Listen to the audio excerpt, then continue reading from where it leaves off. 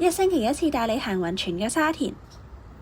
每次見到啲網民討論邊條村唔好住，新田圍村就必定上榜。喺山上又自成一角，除咗交通係全沙田最差，生活配套又係少之又少。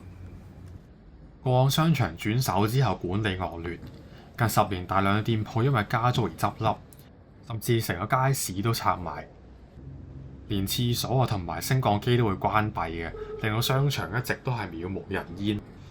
商場嘅翻新工程拖延咗好多年，大約2-3年前先至大致完工。